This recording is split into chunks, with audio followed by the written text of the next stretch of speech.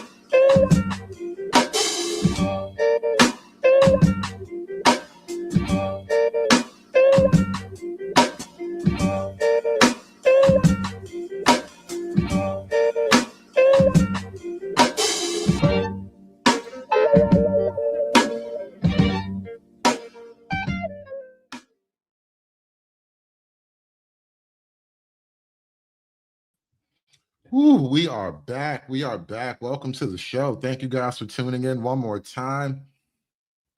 I had to call a last minute audible. I don't know how long we're going to keep this particular show going, but I figured this was like topic enough in and of itself. I could maybe do a long show just about this because there's actually a lot of footage to go over, a lot of commentary to give. I have a lot of thoughts. All right, I have so many thoughts about this. I've been this thing scratches the brain. This whole streamer university thing. There's a lot going on here, and I'm worried about the future, y'all. I really am. Is this what the kids are up to, y'all?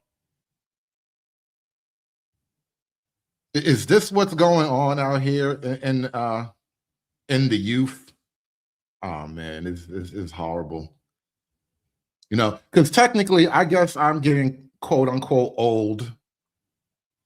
You know, I don't know what 20 somethings and under are really, really into at the moment. But this kid in the middle is that's Kai Cenat. You probably heard that name before. One of the biggest, not really YouTubers, but live streamers in general, like on multiple platforms. Really, I think he got huge on something called Twitch, which, you know, maybe I need to get on Twitch too. But he's got really, really huge on Twitch, just doing live streams. He's had a lot of like really big themed events.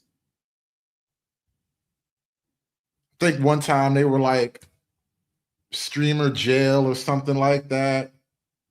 Bunch of him and a bunch of other streamers were running around pretending to be like you know, in jail. It was like a mock prison setup, and they all had their orange jumpers on. And it was like a really, really big live stream event, just in terms of like what this new industry and business really is. It was a great thing. It was like a success. And he has a lot of those type of like themed events. And I don't know how long he's been doing Streamer University,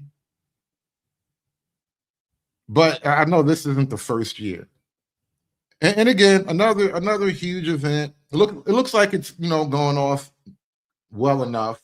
You know, I'm not really the judge of this kind of thing, but just from the distance watching from afar, you know, it looks like everything's going pretty good. Big event like it's supposed to be. And I've noticed a little bit of a kerfuffle. I'm going to use a lot of delicate words. I'm going to try my best to be delicate. All right. Hashtag delicate conservative today. We're gonna be very, very delicate about the content and the commentary around today's show. There's no other way to do this but delicately. We have to be gentle. Get what they come to church doing? Being gay. There's a bit of bullying happening over at Streamer University. And we all know, we've all been to school here. We know that the schools like hate bullying now. That's that's the thing. Schools right now really, really hate bullying. It's like a whole culture. There's a lot of commentary around that idea in and of itself, you know, that a little bit of bullying was actually a maybe undesirable but healthy part of like you know, a children's environment, the school ecosystem, the playground ecosystem. That bullying has its place. Like every ecosystem has predators, you know. Predators are a part of your natural environment. And without predators in the natural environment, a lot of the other animals start to run astray, start doing things they would have never ever done before. You know, zebras, they start rolling up on the antelope like they own shit now. The gazelles, they start trying to take over blocks and shit. They want to sling crack on this block. They was never on that block before. That's the type of shit that happens when there are no predators in the natural environment. All the other animals start to just get out of character, right? And I'm just laying this argument out in a roundabout way, say that bullying does work, right? It might not look nice, you know, it might not be pretty, but bullying does work.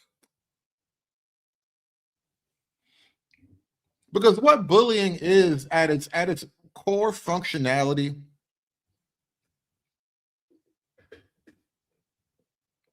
and I know everybody thinks of bullying in the extremes, but at its core functionality, what bullying really boils down to is basically a type of social conformity. It's pressure to conform, right? Bullies are kind of like the predators on the margins of the ecosystem, and they keep certain things in line. They keep certain ideas from getting too far out of hand. And ironically enough, if you think about it, like we have this idea, we have this term right now going around called the theater kids, right? And the theater kids are basically in charge of everything. That's really the genesis of it all, right? The theater kids are running everything right now. And what that really boils down to, what that phrase is really trying to describe, is this idea of the great movies of the 80s, Revenge of the Nerds, right? That's really what's happening in modern culture. That's really what woke is. In the absence of bullying, you get woke, right?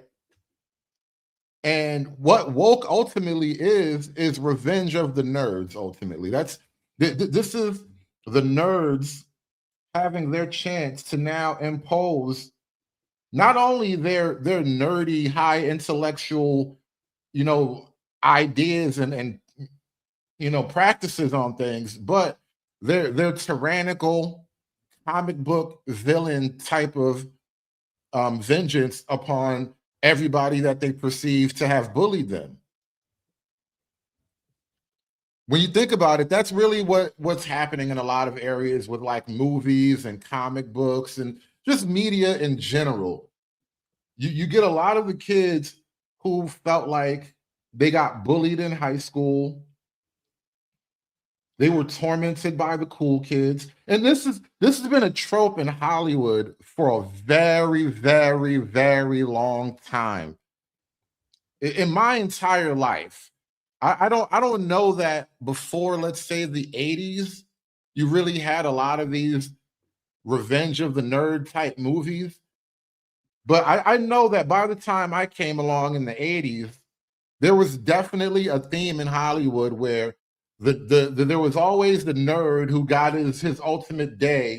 Ferris Bueller, not even really Ferris Bueller. He was low-key like suburban cool kid. He was rich too. But like this idea that what else was it besides Revenge of the Nerds? There was a lot of these movies back then where it was like some nerdy kid. Remember Ducky, shit like that. It was all these movies back in the day that kind of painted the bullies as like the worst people of society, and all the other kids had to find a way to overcome it. And like overcoming the bully essentially became the theme of it all. And I don't know if that was a real trope before, like I said, I came along. And what's wound up happening, I guess, is that we've taken this idea, Weird Science. Thank you. That's a great one. I loved Weird Science as a movie. That's another Revenge of the Nerds type movie. Look at the brother Chet, right? What was Chet? Chet was like the caricature of what today would be called the heteronormative white patriarchal Christian male, right? He was blonde.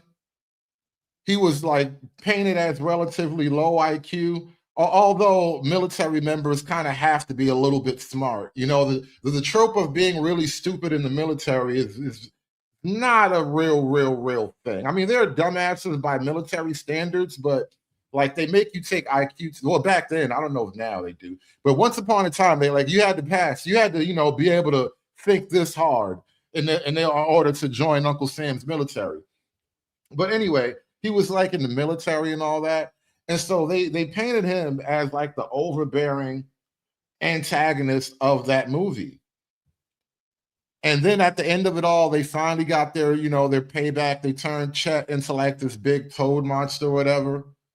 You know what I mean? Like and it was low key like incel Revenge of the Nerds too. There was a lot of touches to that movie. It was a great movie. How Hollywood was at its peak like in the 80s up to the mid 90s.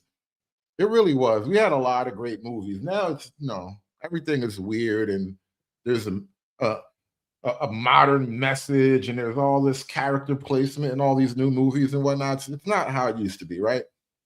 But bullies at one point became a sort of a trope and an archetypical enemy for America, for the viewing masses, right? For you, me, and everybody. And then eventually, as we got older, we had this there's no bullying campaigns directly in school. You guys remember when Everybody Gets a Trophy started?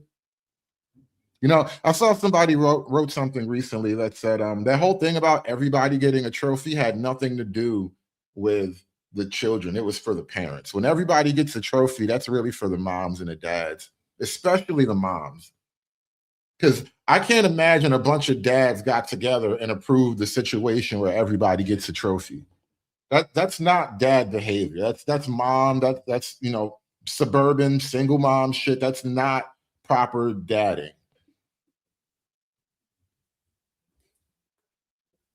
But much like the bullying situation, the idea with everybody gets a trophy is that we don't want to hurt the feelings of the kids who are, not quote unquote winners.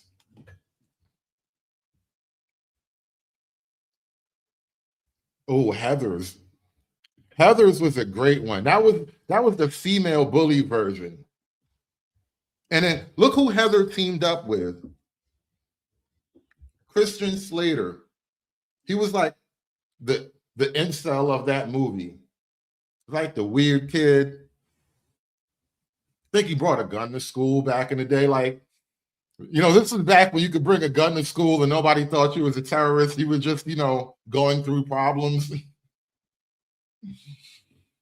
But that was a great little B movie of back in the day too. But there was a lot of movies like that where, we painted the bullies as this almost preternatural type of malevolent evil. Like it was just this thing that was constantly haunting the lives of like the lower status, like lower social status kids, and it was mostly a suburban white kid thing. Let's just give a nod to the racial coding of it all, because I know damn well Black women did not come up with anti-bullying culture, right? As mean as these bitches is, Black women will never ever spearhead an anti-bullying movement. That is just not how they get down. So it was very, very middle class, single white woman, white divorcee coded. You know what I'm saying?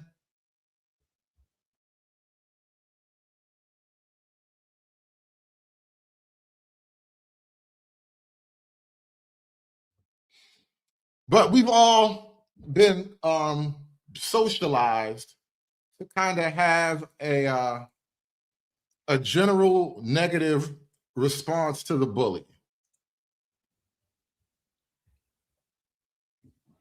We've all absorbed the messaging. We've all graduated. A lot of us have done the HR mandatory employee meeting, all the things.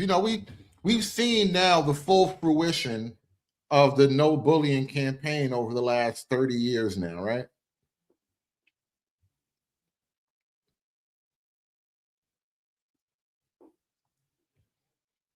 Nature abhors a vacuum. Has anyone ever heard that phrase before? Nature abhors a vacuum. Yeah, it's a word, ABHOR. It's a word. I know words. Nature abhors the vacuum, meaning nature in general, like as a general concept, there is no empty space truly, right? Anytime you remove something from an environment, something else will move in to take up that space of whatever you just removed. And What I think we're coming to find out as a culture, Western culture in particular, is that there is no end of bullying. Ultimately, there is zero way to end bullying. What winds up happening is that as one type of bullying goes out of fashion, as one general archetype of bully gets chased away and beaten out of style, and they can no longer do their thing in polite society and all that, what you really are experiencing is another form of bullying taking its place. In effect, we have bullied the bullies, and now under the subjugation of a completely different system of bully.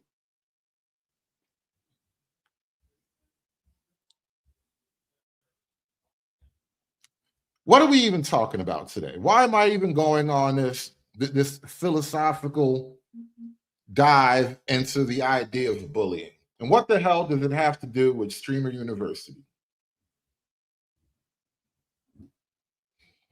Apparently, one of the students, I'm gonna air quote the hell out of that.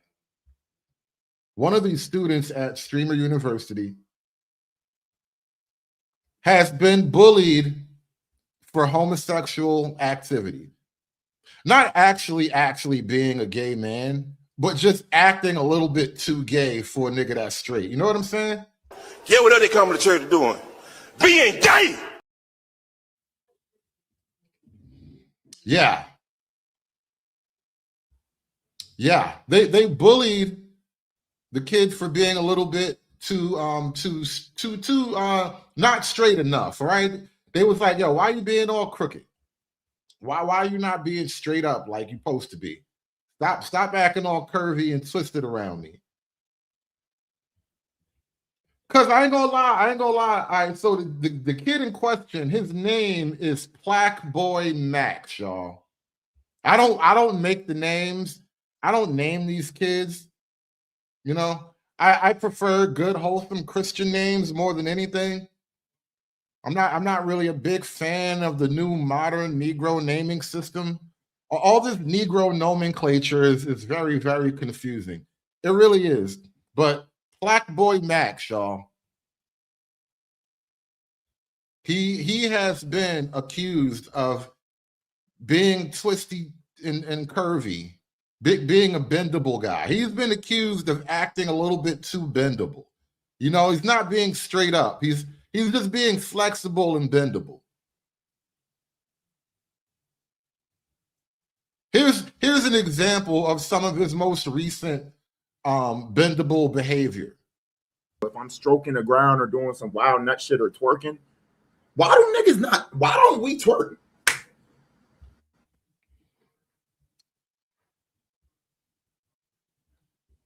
I don't even think that's a good question. I think the question answers itself. Like, to ask the question is to answer it. You know what I mean? That nigga gay, nigga gay, nigga gay, nigga gay, nigga gay, nigga gay. If I'm stroking the ground or doing some wild nut shit or twerking, why don't we twerk? Why do niggas not twerk, y'all? I mean, now that the nigga want to get all philosophical and shit, let's entertain it for the moment. Why not? What are the reasons why we should not do that? All right? Because there's a reason for things. Believe it or not, most of life isn't just haphazard human behavior, right? There tends to be a rhyme and or a reason to the things that happen in life. And I will tell you, Plaque Boy, since you posed the question, I'm going to assume it's one of these things that bothers you at night. It's like one of the riddles of the universe to you. Well, one of the reasons why is that it is signaling a willingness and a desire to be mounted by a prospective sexual partner. And generally speaking, I don't know if Plaque Boy is aware of how things work in that realm, but generally speaking, it is not the man who seeks to be mounted in a heterosexual encounter. Now that I think about it, my nigga, why is twerk a gender neutral dance? Twerking is the only gender neutral dance. I don't think he knows what neutral means either. This nigga got lines blurred in all kinds of directions. He's confused about all kinds of things. So many things. So many things. He confused about so many things. And he got on the cross too. He's wearing the cross, y'all. This nigga, he's too confused to be wearing a cross. You got to take that off. You got to wear like a circle or a square or some shit. You can't just be having the cross like that. That's crazy work, bro. This nigga is way too confused. Is twerk a gender neutral dance? Twerking is the only gender neutral dance. I'm tweaking? Bro, I'm not gonna lie. I never even thought about that shit. Like, that is the only gender neutral dance, bro. Everything else we share. If I'm stroking the ground or doing some wild nut shit or twerking, I don't even know what like the context of that whole thing is. That's the one thing about clips that you kind of hate. Because every now and then it's like, I really need to know the 4 or 5 minutes that led up to this, right? Because remember, things don't just happen. There's a reason how you got to this point. And sometimes I'm just curious about the path to your victory or your defeat, you know? What made him even stumble upon this type of wisdom? Like, what train of thought was he taking that took him to this place? But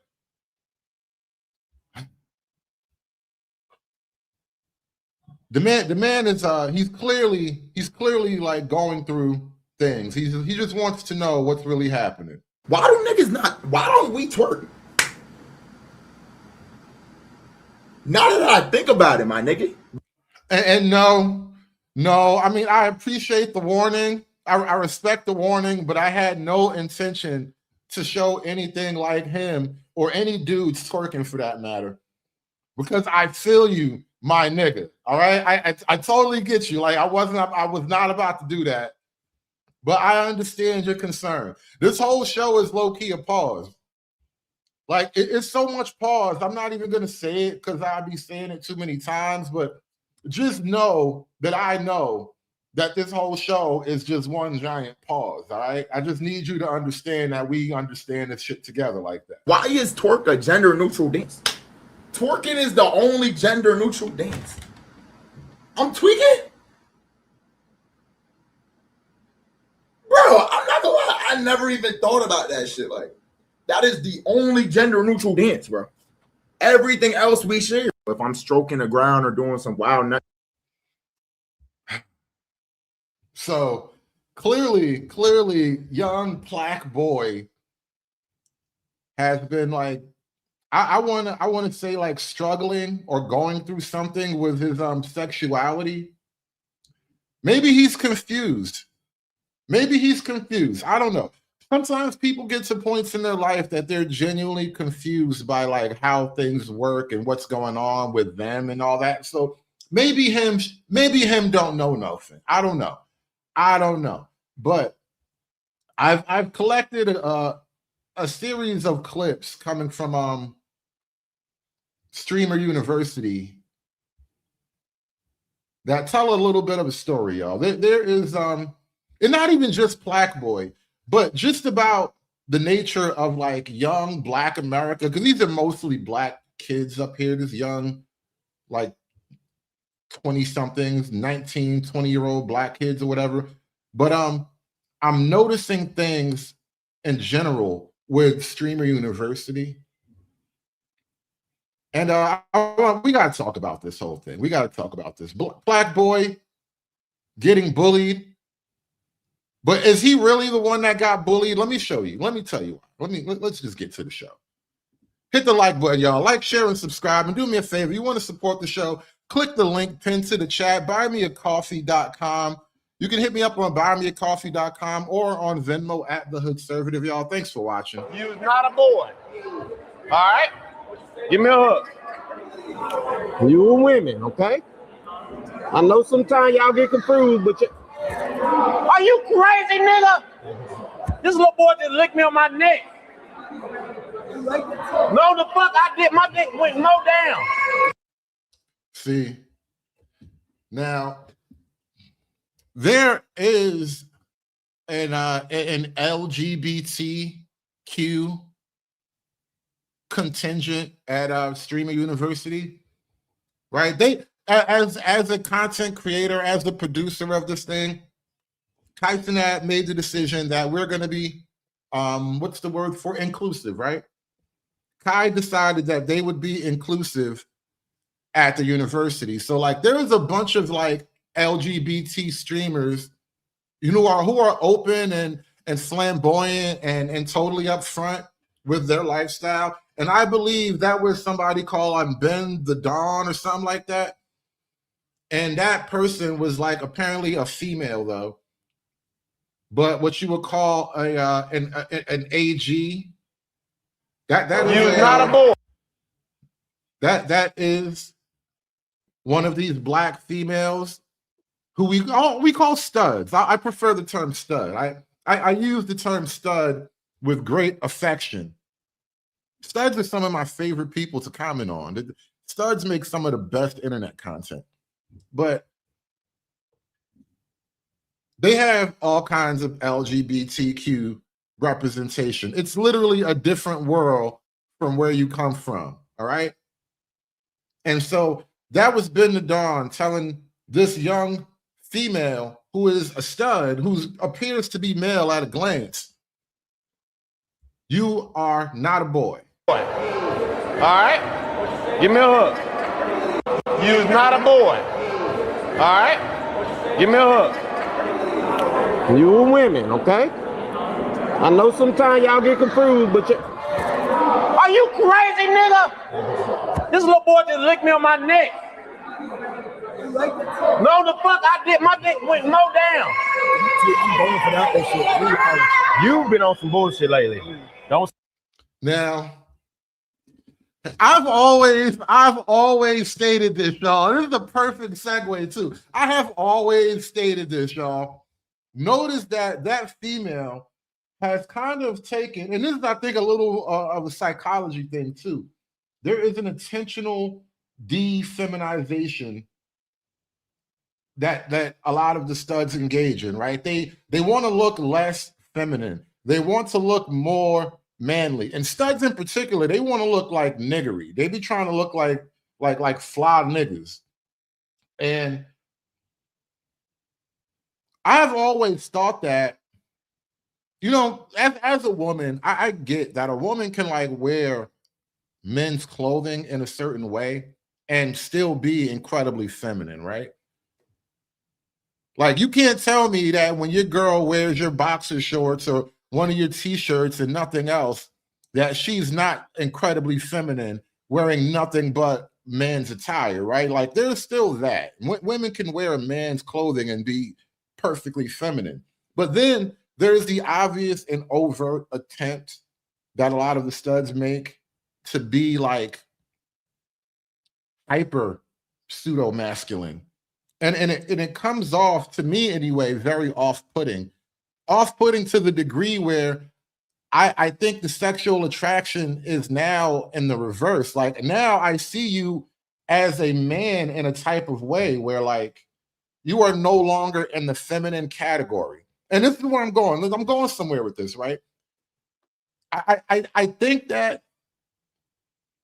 being attracted to women who are obviously and visibly like studs, I know you can like see a diamond under the rough sometime. Like I know technically it's still a female. There's still a vagina under there allegedly. But I just think being attracted to a stud is kind of gay. All right. That I know I'm not going to fight you guys to death on this, but that is just my personal belief. That is my personal opinion that being attracted to a stud as a man is kind of gay. All right, it's borderline. It's like, nigga, you need to re-examine your activities. I am not a fan of that particular type of engagement. Now, listen, I see what you're doing there, Red. Like, yeah, every now and then you'll see some big titties and a big butt or whatever, and you know, you might start letting your mind wander. But as a general rule and concept, I am holding firm to the belief that being attracted to a woman who is overtly projecting hyper pseudo masculinity, she is attempting to embody the sexuality of an ugly nigga. Because a lot of these studs, I mean, obviously they can't actually be a man. So you just, like, a lot of times you just something other than a dude. And it's like you're attempting to project that sexuality. And it's now you're attracted to something that's giving off male sexuality. Like the negative and the positive aren't connecting in that shit, bro. Like, that's not how you posted, like, you know what I'm saying? Like, that plug don't go into that plug the way. Your plug goes into the wall. You feel me? Like, but anyway, that's what I think Ben the Don just picked up on right here. Because look. Nigga, this little boy just licked me on my neck. No, the fuck I did. My dick went low down. I'm going for that shit. You've been on some bullshit lately. Don't start, Max. This is our first encounter. See, he already telling Max, hey, don't start that over here with me. Don't be all flexible and you know, theoretical over here, nigga. We don't do theories over here.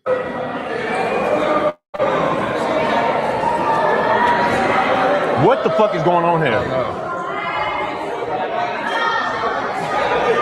You're not a boy.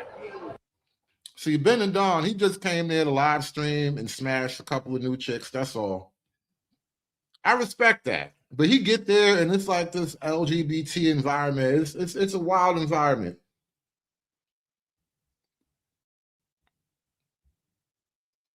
Hard out here for a real nigga, man, I tell you. And look, this is a Black Boy. I-V-A diva. Black Boy has put a tattoo on himself somewhere called, like, Diva. Like, he has a tattoo of Diva on him somewhere. And this is his new look. I think this is a video of him after the alleged bullying incident. And we're going to get to the bullying incident. I'm going to show you the bullying incident in a minute. But this is Black Boy standing up to the bullying, showing the world that he's going to be loud and proud, and you can't keep a real man down. But anyway, OJ Suave. OJ Suave is this big, funny-looking nigga in the back with the yellow, what do you call those guys? The Cyclops glasses on. He got the yellow Cyclops visor, and he got the funny-looking Jamaican hairstyle. He is, in fact, a Jamaican, I believe.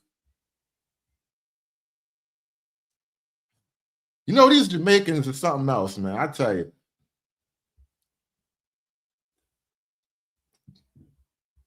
Pull up, just say what's up, bro. I want to see you. See you later. High five shot. I'm like, damn, this nigga flop. We'll take plastic nigga type of day. Yeah, diva. Why you want to be a diva? On some flash shit. Why you want to? So right off the bat, Rastaman asked him, "You a diva? Why you want to be a diva?" And I respect it. You know what I mean? Why you want to be a diva? Why does a man want to be a diva? Why are you trying to invade on female spaces, y'all? That's really what that is. There's like the behaviors and ideas that were kind of sectioned off and you know, left for women. Now you want to engage and be associated with stuff that's, you know, female coded. Why you want to be a diva, bro? Be a diva. Some flash. You're a demon. You need holy oil. Now he says you a demon. You need holy oil. And I'm translating for those of y'all who don't speak Rastaman. So he's a real yard man. Right? You need to sit down in the holy oil. You need to go get a church bath and cleanse your body. Right? I think you are confused. I think you need some guidance. I think your parents feel a little way about that. I think you're clip farming. You know, there's something coded about this too. You know, shout out to Team Dark Skin, y'all. You know, Team Light Skin be taking crazy L's out here on the internet, y'all. I gotta tell you, man. Team Light Skin be looking crazy on this internet. Shout out to Team Dark Skin. Got this big, crazy, dark skin, foreign looking, prehistoric nigga. He playing like big bro to him right now. Totally got the big man shoulder. He is like you don't even come past this man's shoulders, Black boy. How you shoulder height to a nigga? This is terrible work. You shoulder height to this big prehistoric nigga. It's terrible work, man. It's terrible work. It's like, listen, this is not where you come from. You done got all advanced and modern. Now look at you. Getting your clips. You pushing the persona. You smart. You loyal. I know what you're doing. You know what you're doing. You've been at this. But you are not a diva. Diva's been over. I don't think you've been over. You're not the little boys in Clover. You're not Tota. You're not a diva. You are a grown man. Wait. Did he just bust a freestyle? Hold up. These niggas play too much. These niggas play way too much. I know this nigga didn't just bust a freestyle. What's wrong with you? What's wrong with y'all? You niggas are crazy. What you doing? You know what you're doing. You've been at this. But you are not a diva. Diva's been over. I don't think you've been over. You're not the little boys in Clover. You're not Tota. You're not a diva. You are a grown man. Black boy Max, not Black boy Batty. See, Jamaicans don't like that Batty man shit, man. I'm telling you. I don't know what Batty technically means in Jamaican. I've never been able to really get a full Webster's Dictionary definition of what Batty means, but I know Jamaicans. There was a song when I was a kid. Boom, bye, bye, and a Batty boy. They used to make music about shooting them. What was the other one? Batty Rider, Murder. I'm dead. Batty Rider, I'm dead. They used to really make, so they would be in the clubs dancing about songs, shooting the Batty man in the head. No bullshit. No bullshit. That's Jamaican culture. That was 90s reggae dance hall culture, right? A Batty boy is a booty boy. See, your Batty is your booty. They're calling you a booty boy. Oh, man. Oh, man, a booty rider. It sounds even funnier when you translate it to English. I don't even think that's a slur that we've used in American English yet. I don't think we call people booty riders. The Jamaicans got that shit on lock. You know, shout out to Base Jamaica. It's beautiful and based. Not Black boy ass. Are you gonna tell your son that you are a diva? Daddy, what's diva? Hey, get the fuck out of here. And look at Black Boy just standing there too. He like the nigga having an out of his body moment. That nigga going to his he's going to a safe space right now. Look at his face when he just talking to him. Like the nigga really trying to like picture a place in his mind that nobody else knows about. You know, this is my place. Nobody else can come here. Nobody else has been here. Nobody else will ever find me here. I am safe here. I'm alone here. I am powerful here. This is my place. That nigga go into a safe space in his mind. Look at this nigga face when he talking. Are you gonna tell your son that you are a diva? Daddy, what's diva? Hey, get the fuck out of here. That is an abomination, Max. I am not proud of you. I am proud of everything else you did. Nominations. So that's an abomination. Said Playboy is a abomination. Why are you out here on the internet bombing the nations? It's terrible. Getting called out by a Jamaican big homie.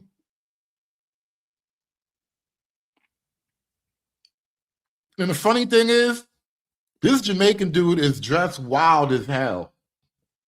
From the hair to the glasses to the giant beard. This nigga got lapels with bedazzled jewelry on. This nigga is wearing a blouse for real. Like low-key, the nigga wearing a blouse.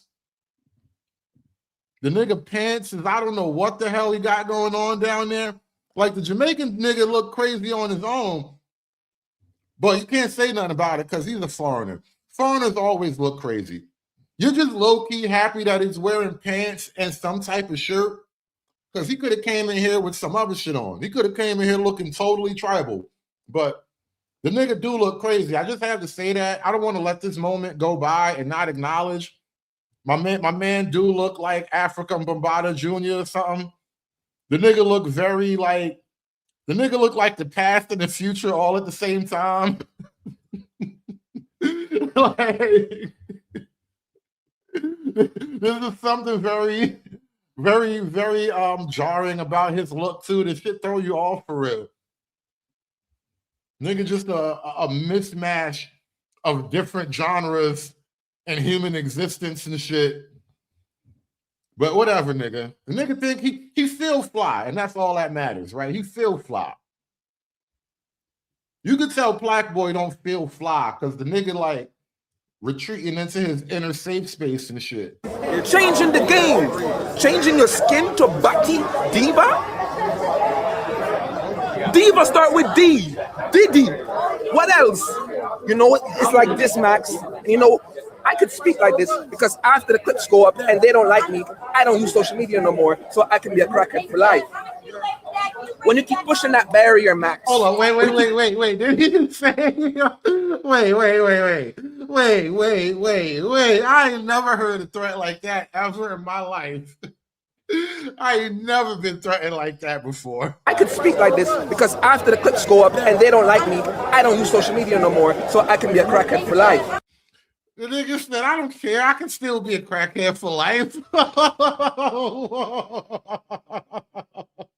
What are we even doing? What are we even doing? You see, this is why I called the audible, because I knew that there was just going to be a lot here. There was just going to be so much to go over that I can do this whole thing for a good 2 hours at least. But bro said, I don't care. I could just be a crackhead. Like, wait, did you give up crack to go to Streamer University and get your life together? Hold up, my nigga. Hold up. We got to stop the show. I need a resume. Who got this nigga resume on file? Did he give up crack so we can get his life together at Streamer University? What is happening at this show, at this school? Kai, who are these niggas, man? Abomination, Max. I am not proud of you. I am proud of everything else you did. Nominations. Changing the game. Changing your skin to Baki Diva? Diva start with D. Diddy. What else? You know, it's like this, Max. You know, I could speak like this because after the clips go up and they don't like me, I don't use social media no more, so I can be a crackhead for life. When you keep pushing that barrier, Max, when you keep pushing that barrier and time passes, what happens? What next? What's the next engagement? What's the next clip? crackhead streamer does. I bet you there's crackheads on the internet that actually make money doing crackhead shit. And if not, you need a manager. Because you know what? Remember bum fights? I hate to do this, but there's a reason why the bum fights guys made money. Because there is a perverse interest. You never heard that phrase, like perverse interest? We do have a perverse interest in some things, It's like the car wreck effect, right? The car wreck effect. When you're driving down the highway, like there's no reason for your side of the highway to come to a stop because there's a wreck all the way on the other side of the 6-lane highway. But if the wreck is over there, everybody slows down because we kind of want to peek at the wreck a little bit. And that's kind of the crackhead streaming theory. Everybody wants to take a peek at the wreck. I do not recommend crackhead streaming, though. By the way, we do not support illicit drug use here. I just want to say that. Don't get no ideas. Don't lose yourself. Don't sell your soul, Max. They want your soul because you changed the game. Don't sell your soul. You know I have a soul. You know I don't hold my tongue. Yeah, why he just rolled up on him like a Jehovah's Witness though? This is the most aggressive Jehovah Witnessing I've ever experienced in my life. Look, he got his hand on his shoulder. Now he basically got him in a clutch. Look, you got a hand around the front, got a hand in the back. This is aggressive praying right here. This is like a prayer assault. Can you assault a nigga with Jesus, y'all? Can you assault the nigga with prayer? Like, you gonna get this word today, nigga. Like, little light-skinned nigga not gonna run from God today, boy. I tell you. He really got him in the clutch right now. Like, no lie. If he wasn't trying to save his soul, if he wasn't talking about, don't sell out, like the image right now looks very predatory. I'm not gonna lie. Just the still shot alone, the screenshot alone looks very, very predatory. Black Boy Max looked like he need help. That nigga is thinking Morse code right now. That nigga is thinking help in Morse code right now. That nigga trying to remember how to type SOS in his mind. That nigga don't know what to do right now. But he got him in like a prayer clutch. I ain't never been in a prayer clutch before. But maybe because I was always like deft enough with that crowd of people that they would never try to really approach me aggressively in prayer. I always had enough linguistic ability to kind of ward off the demons and shit. Because this is some real aggressive praying. But maybe this is what it takes. I don't know. He really do got him in that get in the van grip though. Dead ass, bro. Dead ass. That's that get in the van grip. We going to Bible camp, nigga. He like, get in the van, homo. We going to Bible camp. Oh, this is wicked. This is dirty work. All right. This is what they say when like they send you out in the world on a mission. Honestly, look, this is how you get the men back into the church. No bullshit. If we could just get some type of like Iranian style thought patrol, this is how you get men back in the church. All right. Every weekend we rotate who gets to drive the van. That way everybody in the team has to, sharpen up on their skills. I'm telling you, Deus Volt, bro. This is how you do it. You the first person that ever subbed me up as a big streamer in my chat. You ain't mention it. You don't know how much I appreciate you. But you bigger than that, nigga. Don't forget niggas like you for your personality, nigga. Is you crazy? You need to put on no persona, nigga. You broke through with music. Is you crazy? That's crazy, bro. He said, I used to look up to your little light-skinned ass, man. I used to look up to you before you started doing all this suspect shit. Before you started questioning male twerking and all of that. Said, I used to look up to you. This is why they tell you, y'all never, ever meet your heroes, right? Never meet your heroes, all right? except for me. All right, I'm just as racist in person as I am online. This is why I don't talk to nobody at work. I don't talk to nobody at work. I keep my mouth shut. I just run machines and drive trucks and shit like that. Because you know what? I might say things that affect people the wrong way. So niggas suck my dick. Niggas don't like you. It's like the character. But your main niggas like you. Don't let niggas rage bait you on your own stream. Is you crazy, nigga? You him, nigga. You not no diva, nigga. What the fuck? Oh, not drive that. That's not true. You putting the character too much. Fuck out of here. You not no diva, nigga. What the fuck? I'm a pop it, cousin. I'm not gonna get no comments today. What you talking about? Said this like Riley confronting Gangstalicious, bro.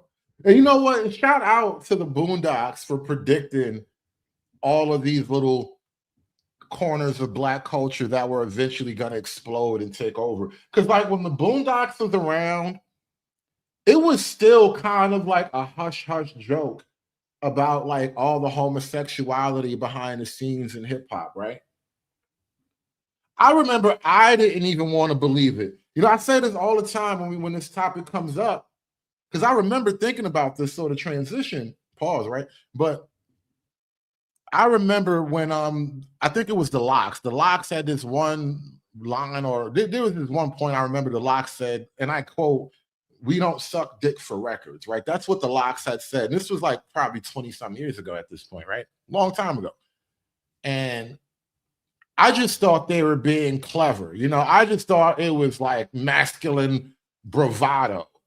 You know what I mean? I just thought that they were just saying it because, you know, I'm just, you know, I just want to throw that out there. I had no idea that that's how the contracts were getting signed. I really, like Diddy, and then to find out that they were Diddy's like flagship rap crew after Biggie died. Like once Big like passed, Diddy's biggest hip hop act was the Locks, and then remember the Locks had that famous campaign, you know, free the Locks and all of that, Hot 97 or whatever, and you know, it now looking back on it now, it's all kind of like, wow, yeah, I see all the pieces coming together, you know what I mean?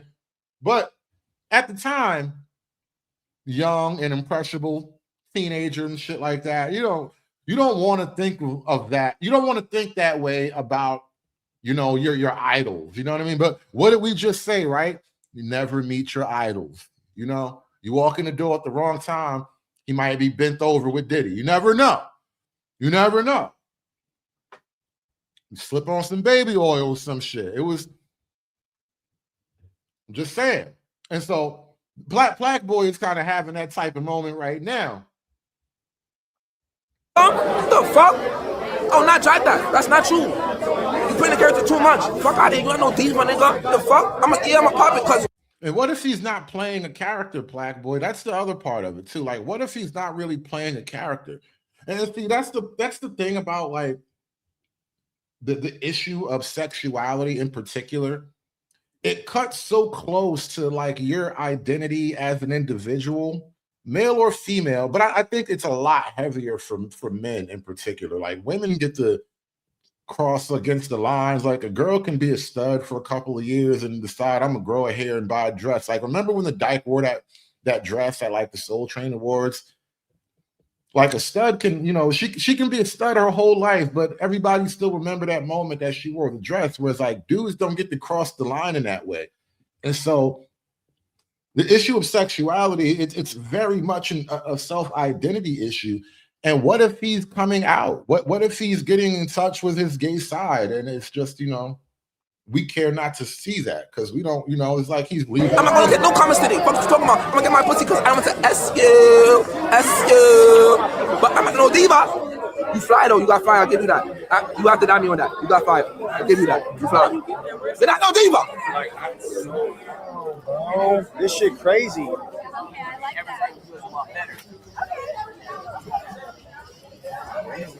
Now, this is the worst part. Really the best part.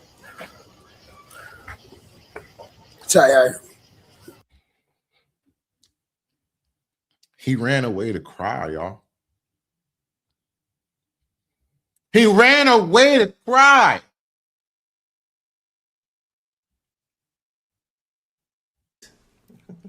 Nigga, please.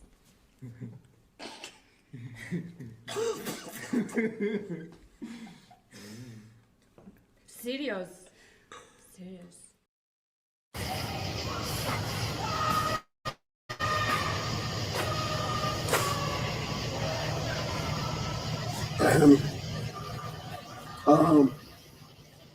I'm gonna end my stream.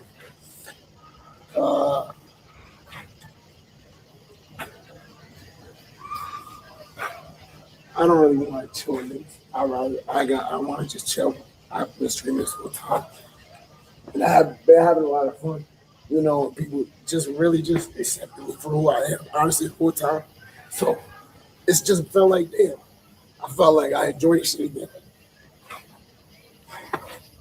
But you know, the reason I turned the camera back on is because I want to be real with y'all. Like, that's why I started doing shit in the first place. Because streaming ability, I feel like, all right, streaming, give me the ability to do that. You know.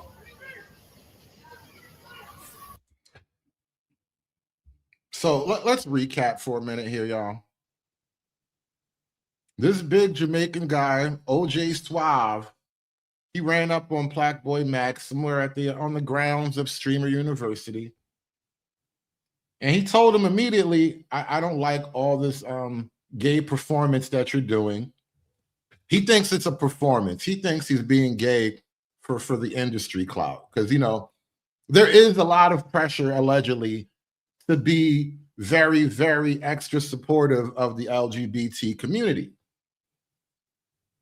And so OJ Swab is like, you don't got to do all of that. You selling your soul. You don't got to do that. I used to remember I liked you when you was just a regular little light-skinned nigga. He said you was one of my biggest, I was one of your biggest fans, you know? And then he told him stop doing all of this gay stuff. Long story short. And now Black Boy Max ran off to cry. Now, I'm not going to say like a girl, but I mean, put a 1 in the chat if you think that's like a girl. Like a nigga just tell you some words and you run off to cry. Is that girl behavior or not? Because I don't want to be all gender, you know, offensive. But once upon a time, they would have said that that's how girls behave. That's why I love it in the first place. I feel like I've always been able to be me. And even if niggas who don't fuck with me, or like viewers and fans, if they oh, that's wicked. That's wicked. So Facemax, are you telling me that women are man enough to cry in front of people? Is that what you're trying to tell me, bro? That even women are man enough to cry in front of people? They don't go run off to a corner somewhere and cry to nobody? Or he on his live stream, so it's a little bit different. But you say women are man enough to cry in front of people, right? Interesting. How do I explain it? Hate on me or don't fuck with me? That's cool. Because at the end of the day, it's like, I don't know them. But on my own platform, it's like, damn, bro, if you fucked with me and really felt that way, why would you say on the stream in front of hundreds of niggas? You don't care about it for real. You just don't know it go viral. Bitch, this is me, nigga. I'm pretty. This is me, nigga. Like, I don't give a fuck, bro. I might be a little weird, bro. You say he's pretty. That's another word that we have in the past, back when we were less progressive, less woke. Pretty is another word that we would associate with men and being effeminate or just flat out being gay. And shout out, oh, look at Miss Cantrell in the chat. If you don't put them guns away, Miss Cantrell, this is a gun-free zone. All right, the Streamer University is a gun-free zone. All right, we all love guns, but come on now, this is a gun-free zone. But yes, very gay, very, very gay. That's what people used to say about men back in the day when they use words like pretty. People don't typically call men pretty as a term of endearment. But he has decided to call himself pretty. You know, that's okay. Okay, that's where we are now. You just don't know it go viral. Bitch, this is me, nigga. I'm pretty. This is me, nigga. Like, I don't give a fuck, bro. I might be a little weird, bro. I might test some shit. Things get cold, bro. I don't give a fuck. What's wrong with being gay? There's nothing wrong with that shit, bro. Y'all niggas is whack. You're corny. Now, he says that what's wrong with being gay? Now, for YouTube purposes and for live stream sensitivities, I'm not going to answer that question.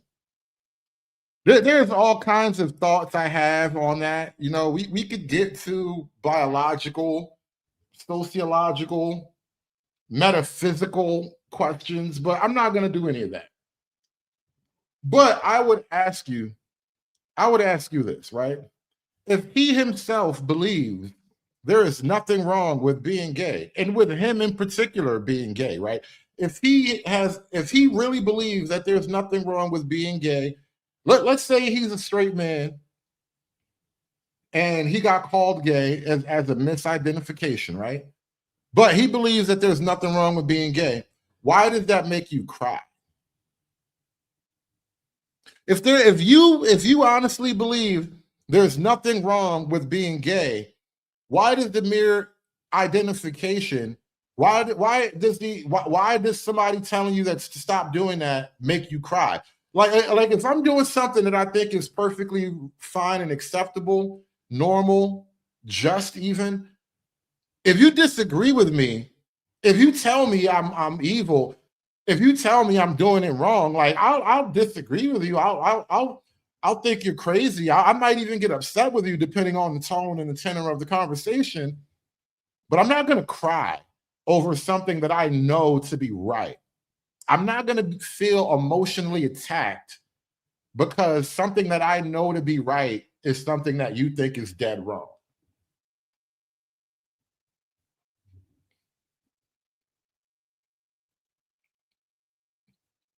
Now, if I'm unsure, if I'm only on let's say he's not confident, he's just curious, right? He's not totally confident in his beliefs. He's just curious. You know, air quotes curious. He doesn't have full confidence. He only has an entry-level curiosity. Maybe that's why he feels emotional. Maybe that's why he ran to the corner. The nigga literally ran to a dark space to cry. Like, look in the background. There's nobody around. It's dark as hell. The nigga ran to the corner. He found a dark corner to go cry. Damn. The chat says he's definitely a bottom, you know. Allegedly, there's no shame in that. Allegedly, there's no shame in that, you know, but that's what the chat says. But I'm if there's nothing wrong, if you believe in your heart of hearts that you are walking in the light, and when you die, you're going to go to thug paradise, why are you emotional? Why does this extract feelings of woundedness in you? Like, because look at him, he's like a wounded bird right now. He's like a bird. You ever see a bird with one crippled arm, shit just flapping in a circle and shit? Like, that's kind of what he's doing right now. Because somebody told you to stop being gay. Now, here's the thing.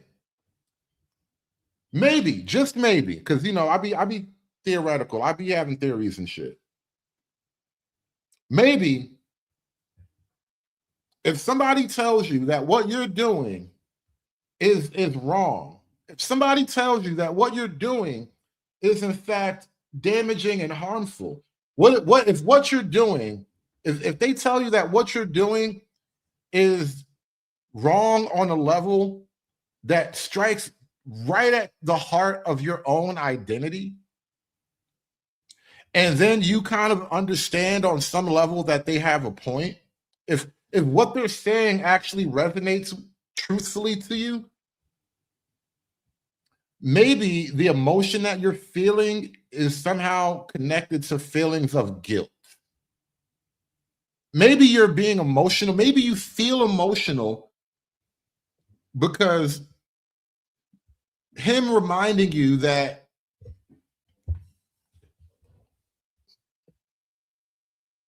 You used to think this stuff was weird. And he too thinks this stuff is weird now. Now you feel guilty. You feel guilty about doing things that you know and he knows is just not the way we typically do things. We just don't do things that way. And you know, on some level, again, like on a deep group level, and group sounds like the wrong word, but hear me out, because like apparently heterosexuality, being team straight man is a team unto itself, right? Like honestly, before black or white even comes into the picture, I rank myself as a heterosexual male, and then race maybe behind that, because I've realized this is the way that the game is played, right? In the woke world, being a straight black male is not that far away from being a straight white male, meaning that you're only enemy number two. It's not that you are not an enemy just because you're not a straight white male. As long as you're a straight male, you are still some type of enemy, because the patriarchy is really the rule of straight men, because there is no patriarchy without heterosexual sex, and straight men are effectively the police of that, the borders of that, I guess. And so just because you're not white doesn't mean that you're somehow, safe. You are still enemy number two. And if they're going to get rid of number one, believe me, getting rid of number two is right behind it. And shout out to my man, Truth Warrior, with the $5 coffee donation. Shout out to everybody in the chat. Thank you for watching the show. If you want to support the show, first of all, like, share, and subscribe. We got a lot of folks in here watching. Please like the video. That's the easiest donation you can make. Beyond that, throw $1 in the hat. You can touch the collection plate. You can catch me on Venmo at The Hoodservative. And also, click the link pinned to the chat. Catch me on buymeacoffee.com, where you can support the show with a coffee of any size of your choosing. My man Brian hit me with the 5-ball. He says, is funny AF, not one step back. God wins. Shout out to my man Brian. Appreciate your support. It's not Brian. Who's Brian? No, Truth Warrior. Shout out to Truth Warrior. I'm looking in the chat. Shout out to Truth Warrior. Do me a favor, y'all. Like the video, like, share, and subscribe. Support the show. Give me the money. Give me the money for all that I would do. Give me the money. And you just think how the next nigga think. Don't have your own mind, bro. That shit whack. But I'm gonna be myself, regardless. None of y'all can just fucking with me. Don't care. You might think that shit because you're closed-minded, but it's one love, bro. It's one love. It's one love, bro. It don't matter. Niggas gay, it don't matter. They straight. It don't matter, bro. Why don't we just love each other, bro? So I don't care, bro. Fuck OJ if you. Now, the reality is we can't just, quote, love each other, because ultimately the two identities are so fundamentally oppositional that it's like trying to play chess by the rules of checkers, It's really a clash of systems and rules and values.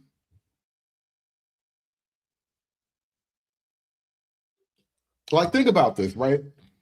There is no such thing as child-friendly LGBT material, at least from the perspective of most people who are not LGBT, right? The idea that there's child-friendly LGBT material is inherently wrong on so many levels. It's like a moral crime on so many levels, because LGBT is a sexual thing by a denotation. It's a group sanctioned off by their sexual desire, right? That's how we categorize them. And you're now automatically linking your sexual desire to children, which is an instant no-go for most people. And I only point that out to highlight how diametrically opposed these two worldviews are. And so when he says something like, you know, love is love, why can't we all just love each other? No, there's actually a reason why. Because it's really, and back to the bullying thing, there is no world without bullying, because bullying is a form of social enforcement. And what winds up happening, and this is what we're going to get to in a minute, is if the straights don't bully the gays to enforce the straight view of thing and the straight world order, quote unquote, then what you get is the gays bullying the straights. And that's what we have right now in the world. It's revenge of the nerds. It's revenge of the theater kids. We're coming for your chip. What was that thing? We're coming for them. We're coming for your children. You guys remember that shit? Like the San Francisco choir of soon-to-be arrested sexual offenders, they actually put out a video. It was like stylish and well-produced and well-edited and all that. They all had great, you know, theater voices and shit, but they really sung a song about basically what I just described to you, child-friendly LGBT content, right?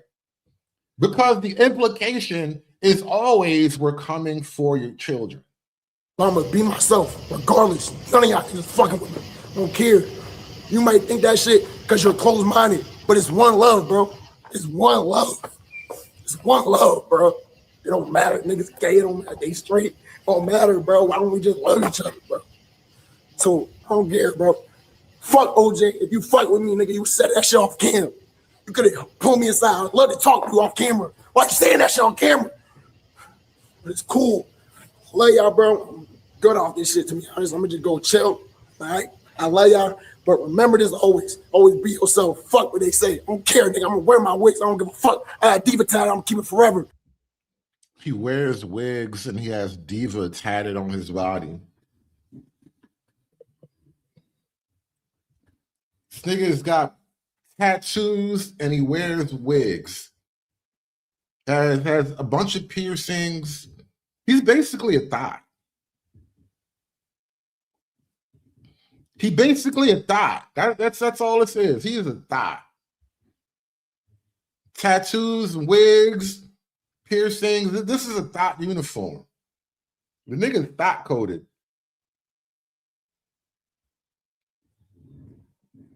Nigga be down at the beauty supply store and shit. This is who I am, nigga. Thief on fly. I'm on my own shit. That's me. So always be yourself. Embrace what makes you different. Embrace what makes you different. And this is why I call bullying a type of social conformity.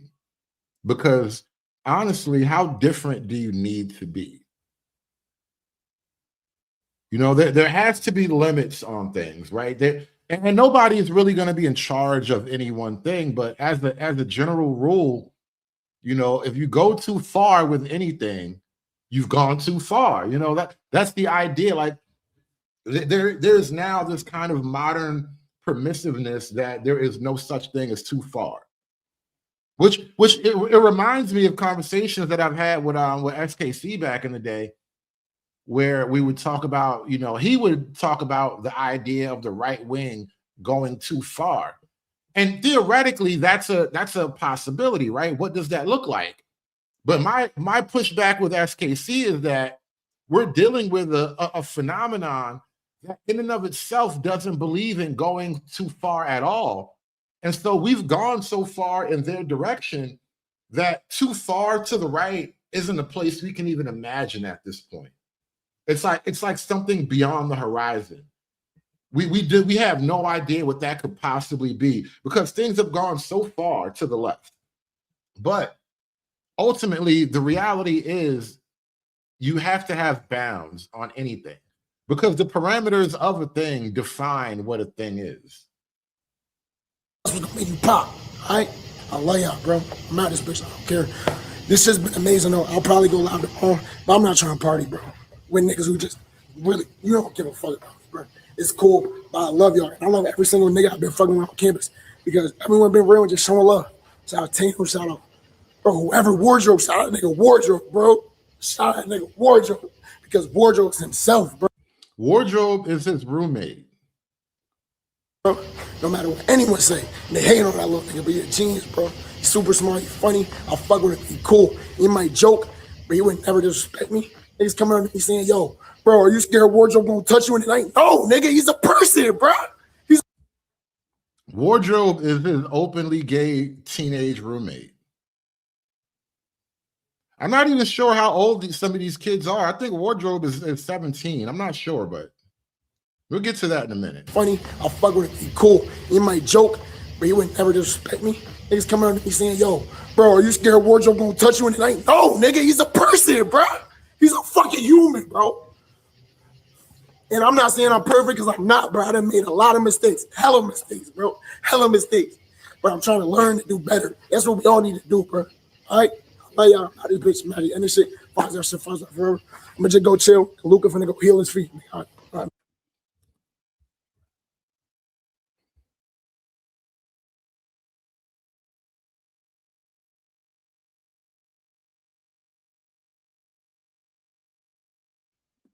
Y'all want to see Wardrobe? Apparently, after this whole confrontation between OJ and Black Boy, his roommate, Black Boy's roommate Wardrobe, had a confrontation. Multiple people went to confront this guy OJ. Multiple people wanted to confront OJ because they don't like how OJ talked to what's his name, to Black Boy. OJ, come here. Yo. It ain't no yo. Come here. Second of all, I don't know why you're trying to be funny or some talk shit about Max. Like, he didn't do nothing. Did he say something to you directly? Nah, Wait, did he say something to you directly? I went up to Max. You went up to him. Exactly. Yeah. So you bullied him first, right? Oh, so if he say some shit about you first, then it's going to be a problem though, right? Okay, are we going to have a conversation here or are you going to walk to me and walk away? Because So now the gays are going to bully the straight guy for being on Team Straight. And this is what I started to think about as I was watching these clips earlier. If a person says it's okay to be gay, everybody's cool with it. But when somebody says, you know, actually, it's better to be straight, everybody has a problem with it. Why are you only allowed to like support one team? And if you don't support one team, you effectively get bullied by the other team, who in theory, they're supposed to be anti-bullying. But as I said, there's no such thing as a world without bullies.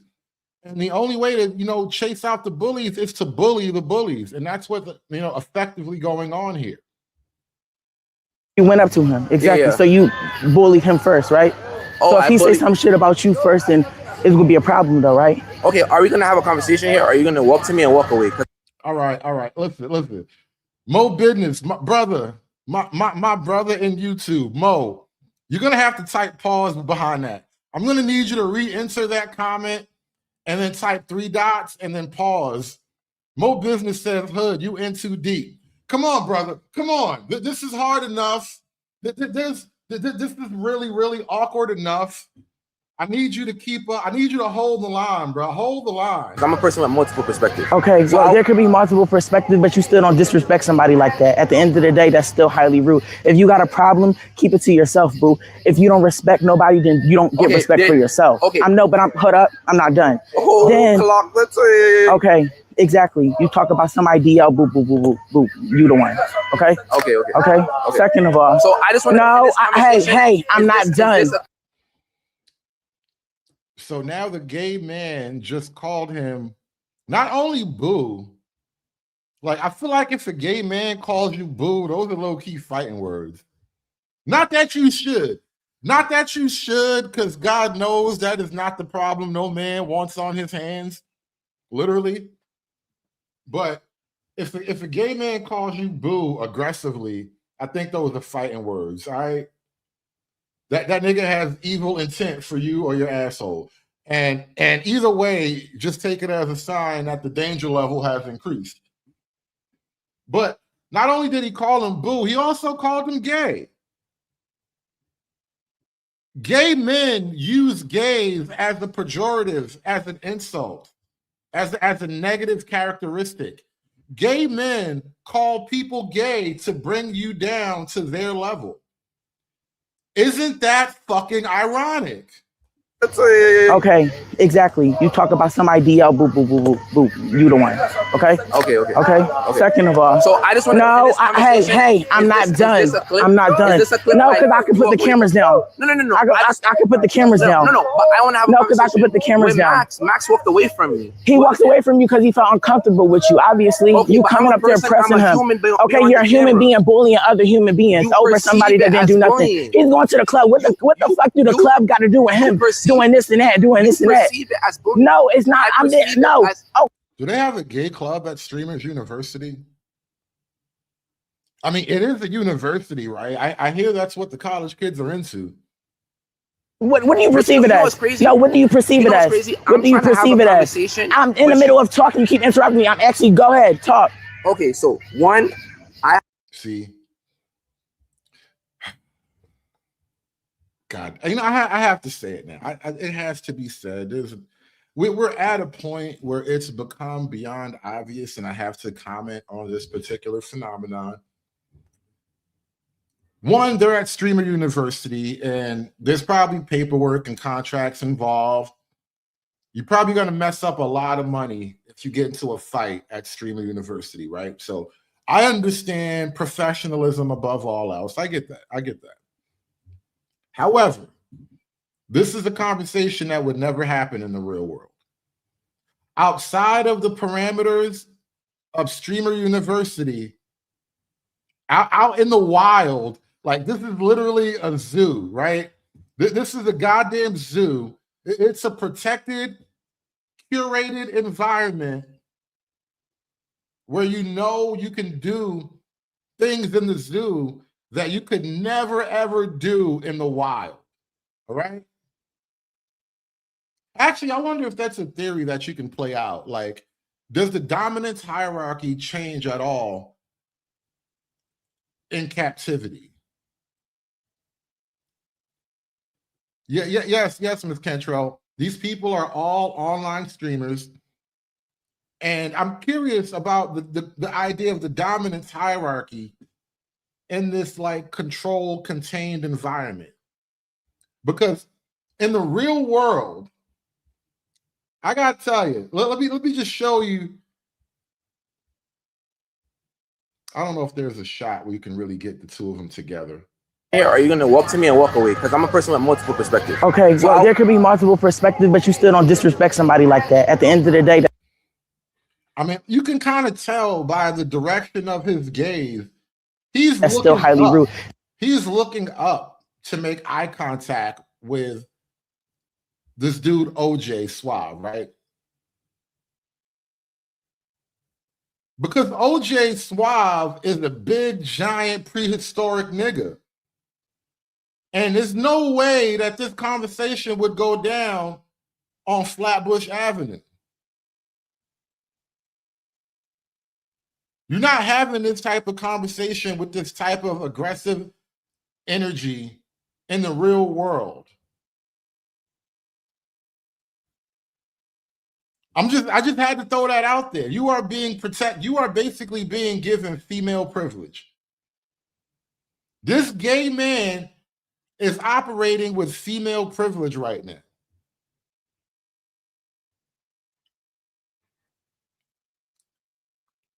Two men in the wild who have an actual problem with each other, the energy is going to be a little bit different. Otherwise, the threat of violence is always on the table. And you can tell that this man, this dude, Wardrobe, who's also a kid, so he's a minor at that, right? I think he's only 17. Rumor has it he's only 17. I have not been able to confirm, but he's basically operating with female privilege. And he knows he's operating with female privilege because in reality, he doesn't want to fight this big nigga. And that's ultimately where it comes down, right? You really don't want to fight this big nigga. But you know you can talk to him how you want to talk to him because what's really going to happen to you in this moment? Which is the essence of female privilege. You know you're protected by the rules of social kindness and grace and all that shit. You know, look at the girls in the background. You know, of course they're on the gay man side. Then, okay, exactly. You talk about some IDL, boop, boop, boop, boop, boop. You the one, okay? Okay. Second of all, so I just want to hey, I'm not done. I'm not done. No, because I can put the cameras down. No. I can put the cameras down. No, but I want to have no, because I can put the cameras down. Max walked away from me. He walked away from you because he felt uncomfortable with you. Obviously, you coming up there pressing him. Okay, you're a human being bullying other human beings over somebody that didn't do nothing. He's going to the club. What the fuck do the club got to do with him doing this and that, doing this and that? No, it's not. I'm there. No. Oh, what do you perceive it as? No, what do you perceive it as? What do you perceive it as? I'm in the middle of talking. You keep interrupting me. I'm actually, go ahead, talk. And see, yo, you keep putting your hands in my face too, like, boy. That right there would have got hooked off on. That whole thing where you keep raising your hands and putting your hands a little too close to my face, like, bruh, that's female like privilege right there. Perceive it as bullying. No, it's not. I'm there. No. This right here, bro. You putting your hands a little too close to a nigga face, and I'm telling you, like, female privilege. What do you perceive it? You see what I'm saying? You know what's crazy? No, what do you perceive? Like, bruh, what the hell? And then what I this is why I said actually there's a lot to really like ponder and comment on with this environment and these clips, because if heterosexuality is not the quote law of the land, then basically you're going to be ruled by the homosexuality, right? It's one order or the other, but there will be an order that is established and enforced, right? The idea that we're just going to get rid of bullying and everybody's just naturally going to be these well-behaved, well-rounded people who all agree and get along, it's bullshit. It's not true. And what you have right now is an environment where this person, this young, petite minor, is talking aggressively and forcefully and authoritatively to an older, much larger male who honestly is, I mean, from my point of view anyway, he's in the stronger, like argumentative position, right? And frankly, he did not threaten or like make a big scene. He really didn't do anything to Plaque Boy. He told, yeah, that nigga's petite. Yeah. Pause on petite. You're right. I told you, this whole show is going to be a pause, so feel free to pepper the pauses in there as needed, all right? I can't stop and say pause every single time a pause, just happens to present itself, but I told you, the whole goddamn show, y'all, the whole goddamn show is one big pause. But this little petite nigga in this big nigga face talking crazy, and that's how you know the rules have changed around you, right? The environment is different, right? Streamer University is actually a big pause university. It's PU. This whole shit is PU for real. Pause University. Because think about it. Once you say that, there's no bullying him for being gay or whatever, now you're not even allowed to express an opinion. You're not even allowed to say I like or dislike, right? So now you're basically shutting down the opinions of the heterosexuals, right? Team hetero. And now you are the bullies, which is ironic as hell how because he allegedly bullied Black Boy by telling him to stop being so gay, they're all going to try to bully him now. Perceive it as? What do you perceive it as? I'm in the middle of talking. You keep interrupting me. I'm actually, go ahead, talk. Okay, so Well, one, put your I had a goddamn hands conversation. down. I tell you, you put your hands in my face one more time. Let me stop. Let me stop. Anything I might say now could be perceived as a crime. With Max walked away. If Max felt away, I've been knew Max. Max was one of the first streamers I knew. I feel like as a person to a person, if you feel away about something, you enlighten me. You don't walk away. Everybody talks about streaming. This when I'm talking to somebody, I'm just talking to them. I'm talking to you right now. You're looking back in your chats. Yeah, I am, because I don't listen to anything you saying. I'm not listening to what you're saying. I'm not listening to anything you're saying. My opinion. I really don't. I really don't give a fuck because you still disrespecting somebody either way. Bullying him. You're literally. If you don't care about my opinion, which is fine, you don't have to. I don't have to care about your opinion. So you can tell me whatever you believe about the pride of your community and how you're out and proud and all these things. And I don't have to care. I don't have to like it. I don't have to approve of it. Now, are you going to make me? Are you going to like find some way to change my mind or to shut me up?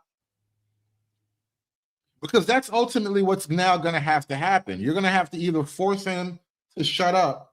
I mean, force him to change his mind, or at the very least, he has to shut up about it. Because there is no world without bullying.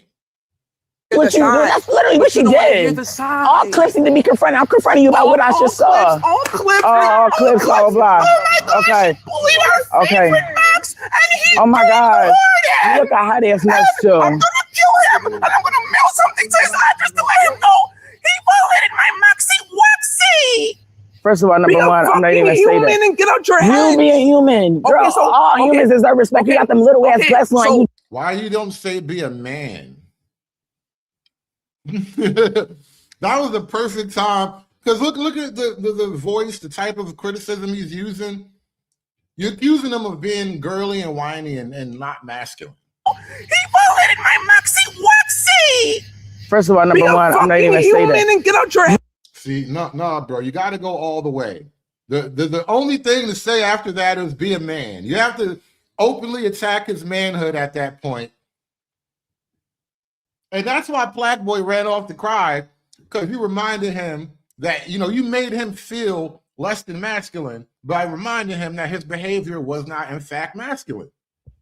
You being human, girl. All humans deserve respect. You got them little ass breasts on you doing the most. Okay, but I'm asking you a question and I'm telling you to apologize or don't apologize. Apologize or don't apologize.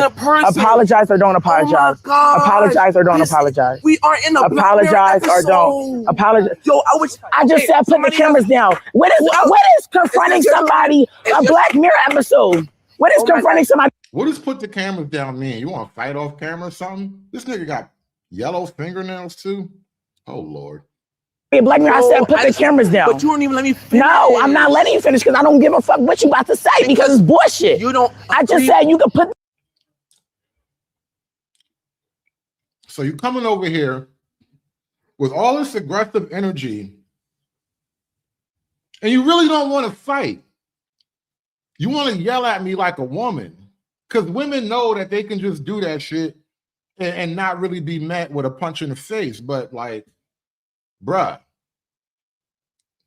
when a dude talk to me this way, I assume that you mean me harm.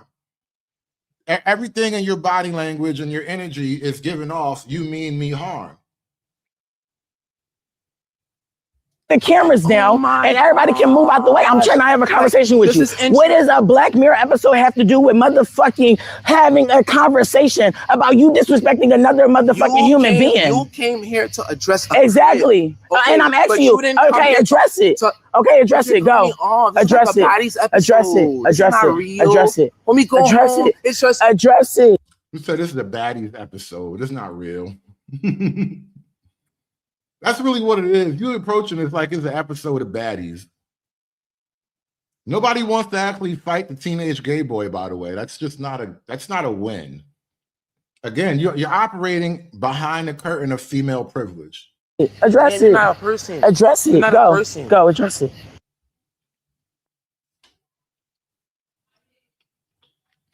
But yeah, Streamer University, y'all. They really getting into you know, the gay bullying thing. I see now the rules at Streamer University, y'all.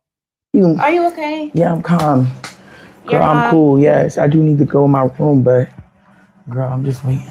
I know. But I just want to say you're such an amazing person. Thank you. I'm just so proud of you and how you've been handling yourself.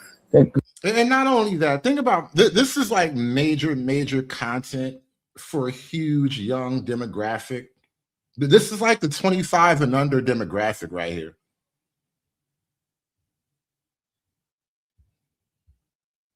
I mean, you know, you thought the regular internet was brain rot.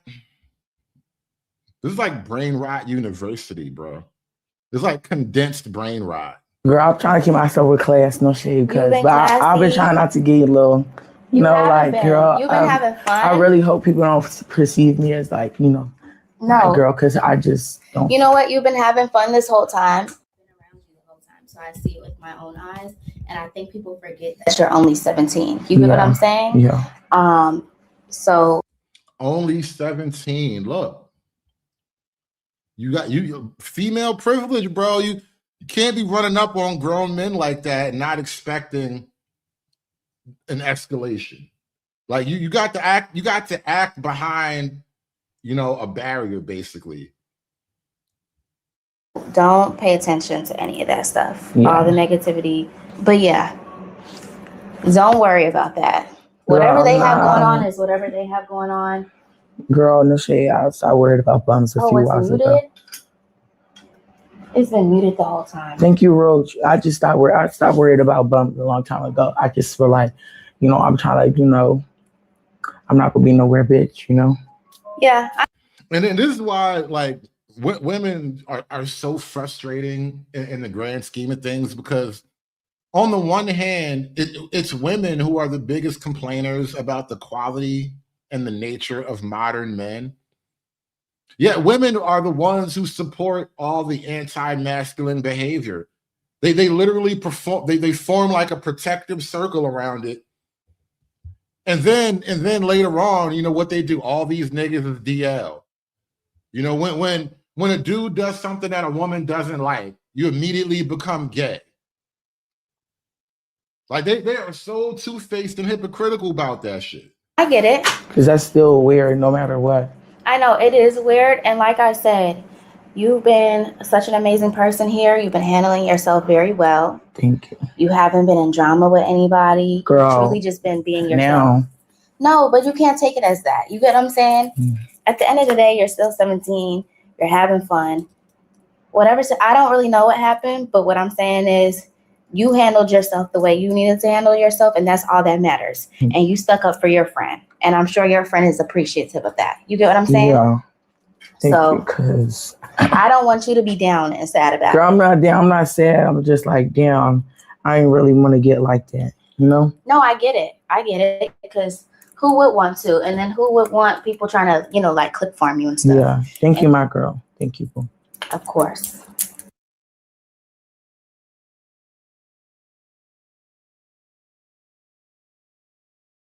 He said if I would suit up and we still lost, I'd have been more mad, but he just left. He only had Wait, you had like 20 something? Yeah. He had like 20 something. Duke and Aim High didn't put me in. Nah, you recruited. But Aim wasn't even a coach. Aim is dog shit, bro. I ain't gonna lie, bro. Like, he's fucking terrible, coach. I can't believe he lost, bro. That shit crushed me. I'm still thinking about that shit. I got a dodgeball match. Oh, my nigga. Bro, I gotta check up on Max, bro. You see that shit? What happened? Oh, y'all didn't see that shit? You know he started crying. Why? Cause like, somebody I also do know, I'm cool friends with him. OJ was like, man, now think about this. This is the nature of young masculinity, right? And this is like heartbreaking to watch on a level. Like, I can't believe this. But this is the state of current young masculinity. You got, and not only that, but it's like this is what's being projected for millions of young men to like absorb as their social world.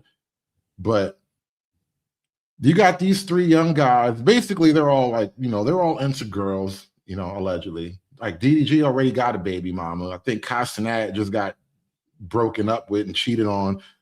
I think NBA YoungBoy stole Castanet girl. I'm not sure who the other dude is in the black, but these are three like straight young men. And their friend, Plaque Boy, he didn't even get teased. Well, maybe teased a little bit, but he got told by another streamer that, he should stop doing all this gay stuff. Plaque Boy ran away and cried. Like, he literally cried.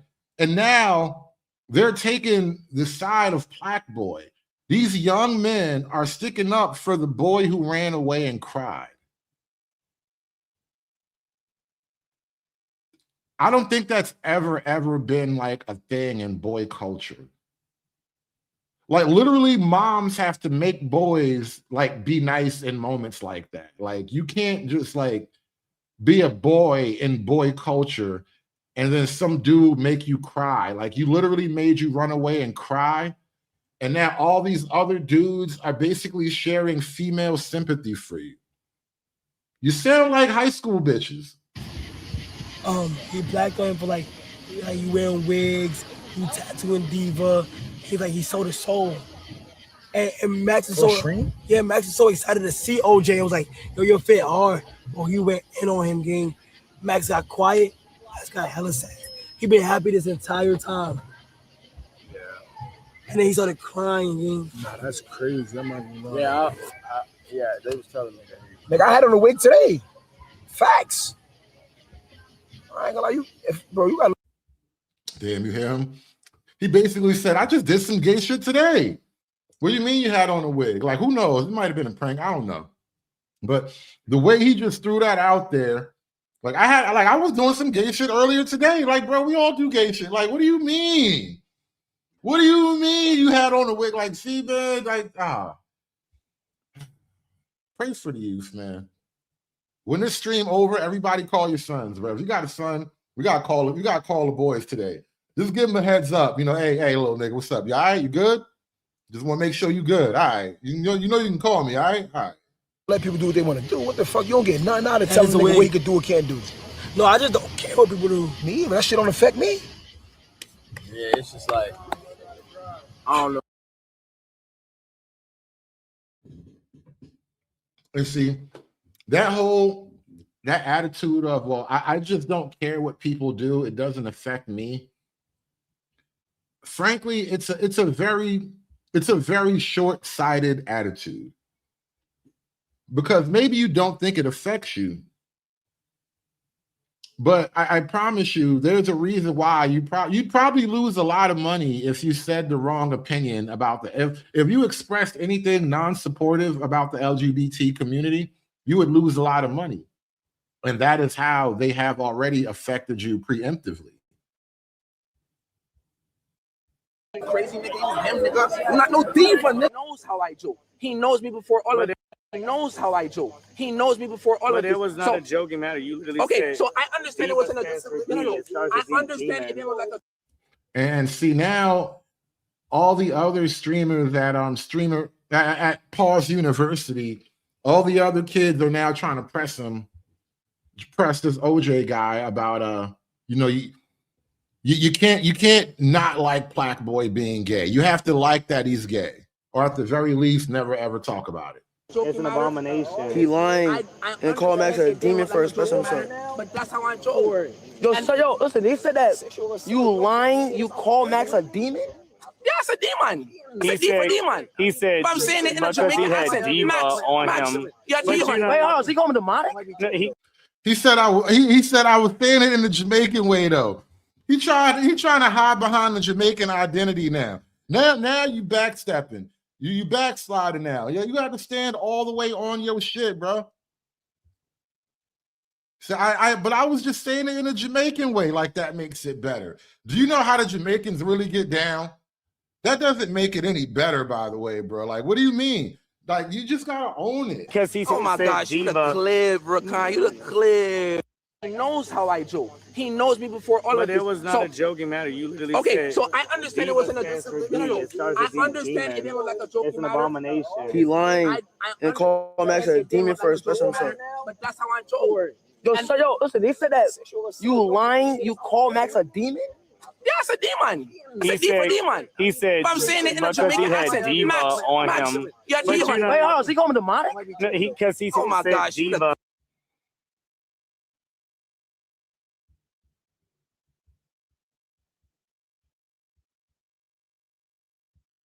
If y'all want me to apologize, when my man came and told me in the room, damn, you let me see what say I'm talking about? something. Rakai, if the situation was if you're publicly embarrassing somebody, you should publicly apologize. Why the fuck are you trying to do that? Like, girl, that's not if you have a tattoo that you're proud of and you post it online to be so perceived, your name OJ. So if you, I didn't pick my name. Lord have mercy on the generation. Lord have mercy. He's mad that he got diva tattoo? Yes, that's bro. what you're saying. If you, Rakai, you have to use your brain. Fuck the media and the influence. If you make a tattoo that says diva and you post it online and people don't like it, didn't you post it for people to have an opinion? If you posted it online, to post shit. So if somebody tell him to jump off the cliff, he's gonna jump off the cliff. If somebody tell him to talking about? change his We're talking They about. lost their minds. Your brush might shake shit right now, gang. That's God, get the clip. Rakai, get the clip. That's not even in person. But if somebody come to me online and say go pod, if somebody if somebody comes to nah, mud. Listen, I feel like you should apologize. oh my gosh, I'm canceled. Gangster, gang. Wow, bro. He said you fucked up. That's gangster. Now the quote gangster thing is defending the LGBT community. Culture is changing so fast, y'all. You gotta pay attention. Listen. But can y'all listen? I hear all of y'all perspectives. I'm not saying I wouldn't apologize, but when I heard, like I said, I don't use social media. Like I said I will apologize to him. I'm not gonna apologize because a bunch of streamers came in my face to go, and it's offensive. You should have crying. So I think you should apologize. That's fine. Okay, I'm like, what? I didn't even know this happened. The fuck my bitch I was doing? You off camera. Why you saying that shit on camera? But it's cool. I love y'all, bro. Good off this shit, to be honest. I'm gonna just go chill. All right? I love y'all. But remember this always. Always be yourself. Fuck what they say. Nah, come on, bro. That's mad fucked up. Now, you guys remember a while back, a couple of weeks ago, I started talking about this idea of the morality of victimhood. The idea that by adopting the title or the identity of the victim, you now gain moral superiority over anybody else who's not the victim, especially the perpetrator. And that's basically what just happened right here. You just played the video of a guy crying and then judged the entire situation based on the outcome, based on the fact that he cried about it. So if he hadn't been crying and been all hurt about it, it wouldn't be wrong. So it's like, I think it's only wrong depending on how a person feels about it. There is no objective reality. There's only whatever our feelings dictate in the moment. But it's still like, That's fucked up, gang.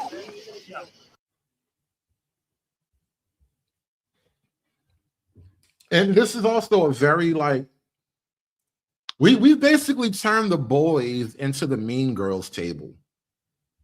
We're like enforcing a social order that doesn't really nobody really even understands. They don't actually have an argument. They just have a dislike. I feel like because Max publicly posted his tattoo, he was okay with whatever opinion. Same way, this is where everybody comes from. But you're his friend. So it's a difference from the public and then his friend. Why would you make it worse on somebody that you call your friend? That's fucked up. If you call a nigga your friend, just hear me out. If I say you my man, and I already have the public fucking me up, why would you make it worse? And now I'm just broke it down. I just thought you was on my side. You get what I'm saying? I understand that perspective and I can sit down and reflect. But as far as feelings, I feel like because Max publicly posted his tattoo,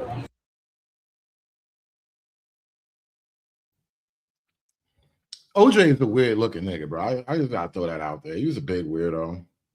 But you know, streamers attract that type of environment. What are you gonna do? Streamers attract weird people. Playing no games. As soon as I start leaving, I see Max start crying. People making fun of other people. I don't like that. Dean don't like that. I'm 5-star, nigga. I'm 5-star. I don't like that. It says university. We all supposed to be coming together. I'm on my way. I'm on my way. Max, spark that stream, Max. Spark that stream, Max. Spark that stream, Max.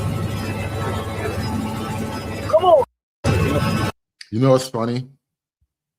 This is so gay. And I don't even mean that sexually. I mean that this shit is so lame and fake. Look, peep his background. Peep the lights in the background. Why the helicopter not really flying? Why you got all this rocky motion and this engine noise, but the helicopter not actually moving?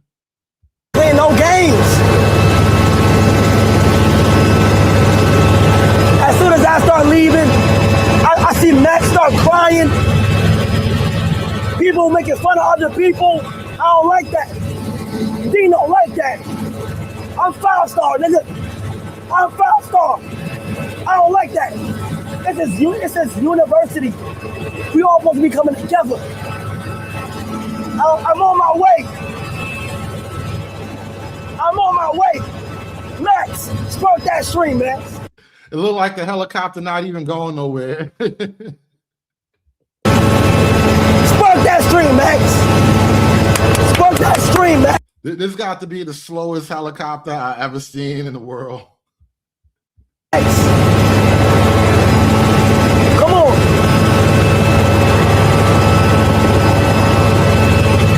Come on. Playing no games. As soon as I start leaving, I see Max. Shout out to Streamer University, man. This is the future of young gay content, and the community is incredibly gay. I think we can't deny that anymore. This is the future of the young community.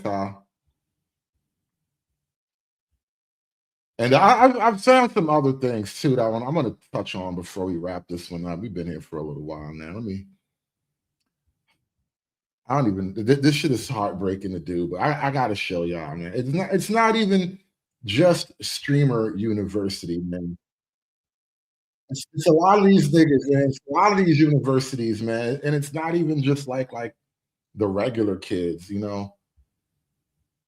It's even happening to the athletes. Like you thought these were supposed to be the heart of like masculinity, but really you just got divas who play sports and shit. And I used to go fishing when I was a little girl. You gotta be real quiet on the creek. Quiet on the creek. Quiet on the creek.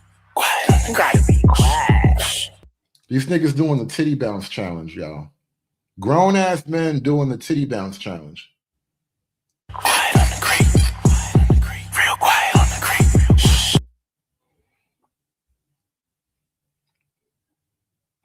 Whose idea was it that we should all take our shirts off, get all sweaty, and do the titty bounce challenge?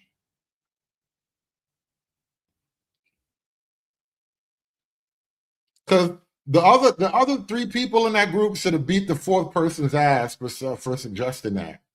You know, that's how you keep your friendship, your friend group, healthy and intact. But unfortunately, that's not what happened. And I think they play for Michigan. What logo is that in the background? I don't know. But yeah, college, y'all. Educate these niggas, y'all. And one last thing to add to the commentary before we get this one over with, and we're gonna wrap this one up. One last thing, if you don't mind. I make you strip and fuck nitty. Y'all be surprised what I make you strip and fuck nitty. Y'all be surprised what a gun could do. So I remember noticing a very disturbing trend during the Carmelo Anthony trial. A lot of people, a lot of Black people in particular, are very, very comfortable with using sexual assault as as a threat, or as a type of punishment even. The idea of sexual violence as a punishment or somehow an act of dominance. It's something actually very, very common. It's just under the surface, but it's very much there, widespread through parts of the community. I remember years ago, Biggie Smalls had a song. I forgot the name of the song, but I remember Biggie said, and I was really young back then, so I really didn't ponder the true like sociological depths of it, but I knew it was creepy back then. But I remember Biggie Smalls, don't you know my nigga got up fucking kidnapped kids, hit them in their ass, throw them over the bridge. Said that's how it is. Like that was the whole couplet. Don't you know my nigga will steal children, throw them over the bridge after he had his way with them. And then Biggie said, that's how it is. Like as a this is just the way it is here. Statement of fact. Like it's like watching the Weather Channel. This is the nature of it all, you know? And so again, I was very young when I first encountered that whole song or whatever. But now as a man well grown, I totally understand how many prison rules apply in the real world because of niggas. I make you strip and fuck nitty. Y'all be surprised what I make you strip and fuck nitty. Y'all be surprised what a gun could do. So uncomfortable that when you finish, I make him fuck you too. You cheat, what's up? This is like battle rap. I want to say New York, but I have no idea where these niggas from. I don't even know the battle rap scene. I don't know none of these people. But yeah, that was his bar. And you got to understand, the thing about battle rap, it's not a proper freestyle, as in I'm going to stand here and attempt to rhyme fresh off the top of my head. You know, no pre-written, rehearsed material. Everything's going to be totally... what do comics call it? What's the word that comics use? Ad-lib or something like that? But basically, you're just going to come up with stuff off the top of your head in the moment. That's not what battle rappers do. Battle rappers prepare their bars. They write. Sometimes they study and rehearse and do research on their opponent. And the reason why that matters is he actually thought about this. He wrote it down. He recorded. He wrote this and rehearsed it. The nigga probably rehearsed it on the way over as they were driving up to the location. And so in his mind, he was incredibly comfortable with the idea of that mental imagery. So uncomfortable that when you finish, I make him fuck you too. You cheat, what's up? Sup? The Wolf Experience. Yo, bro, you might have said some, I don't want to say it was gay shit, but I think you told him that he was going to get fucked by... Yeah, and shout out to American, man. This is why it's like, when I was younger and I first heard the Biggie line, I didn't really think about the depth of it. But now as a grown man, I'm like, oh, nah, bro, you niggas cannot be trusted. Because, yeah, this nigga basically said he wants to watch two men have sex at gunpoint. Like, bro, you got kinks that are not even, like, criminally available to you. I mean, like, legally. Like, you should go to jail is basically what I'm trying to tell you. You got the type of desires where, you know, we should just lock you away, my nigga. Experience. Yo, bro, you might have said some, I don't want to say it was gay shit, but I think you told him that he was going to get fucked by a dude. What was the line? There's nothing gay about that. That's gangster shit. Explain it to them. And then it wasn't the fact that he said it, because, you know, if he'd have just threw that out there in a bar, and then when they asked you about it, and he was just like, man, I was just saying whatever crazy shit. I could have left it at that, right?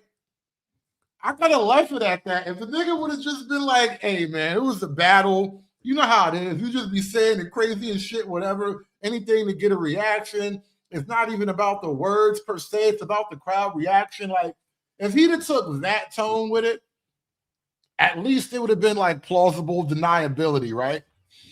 That nigga he went the whole other direction. That nigga he never even heard of plausible deniability. He don't even know. That's some white people shit. He has no idea what that means. The nigga just straight up said, nah, that's gangster. I don't want to say it was gay shit, but I think you told him that he was going to get fucked by a dude. What was the line? There's nothing gay about that. That's gangster shit.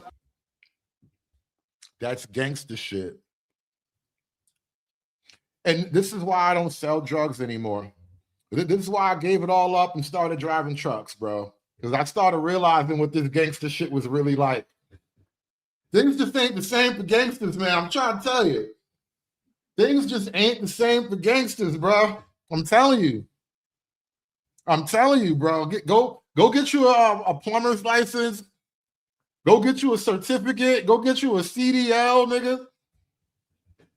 One of my cousins, he learned how to trade stock options and shit. You're gonna have to find you some other skills, bro. I'm telling you. I'm trying to tell you. I'm trying to tell you. I'm not gonna read that comment on the screen, but yeah, it's fucking hilarious, man. Things just ain't the same for gangsters, bro. Listen, man. The shit that you saw in movies as a kid growing up, it's not like that. There's no honor amongst thieves. There's no brotherhood. It's just a bunch of hard times and some sporadic gay shit. The Wolf Experience. Yo, bro, you might have said some, I don't want to say it was gay shit, but I think you told him that he was going to get fucked by a dude. What was the line? There's nothing gay about that. That's gangster shit. Explain it to them. I said I'd make you strip and fuck Nitty. You'd be surprised what a gun could do. Cause seriously, nigga, if nigga back that thing out on you, nigga, you're gonna do whatever you need to do to make it back home safely, nigga. And if it prefers for you to stick your dick in your man butt, then nigga, you better do that, or you and your man gonna get laid down. That's what it is, man. But it wasn't nothing gay about that, man. Totally nothing gay about that at all.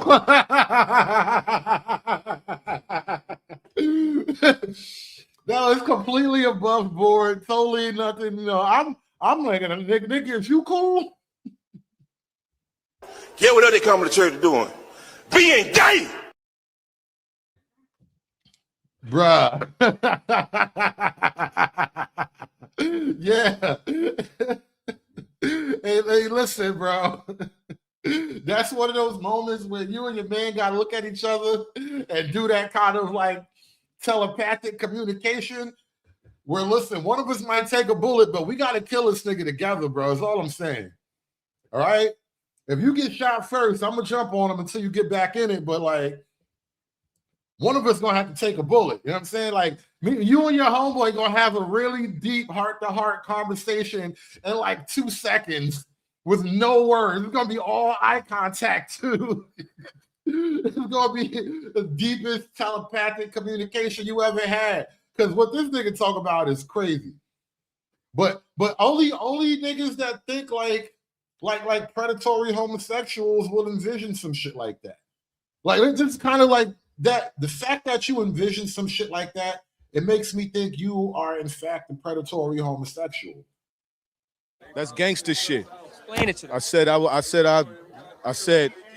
I'd make you strip and fuck Nitty. You'd be surprised what a gun could do.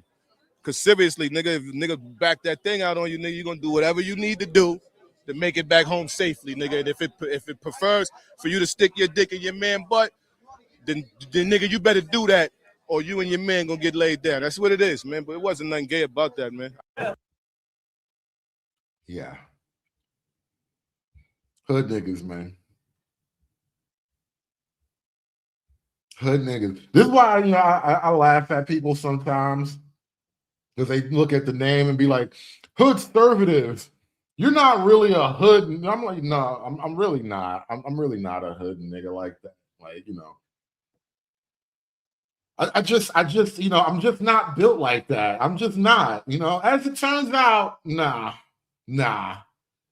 You know, I do like this as an internet moniker, but nah, that hood shit, you know, that's some wild shit, bro. You know, it's really some wild shit. Yeah, and the white guy was like, "Yeah, okay, nigga."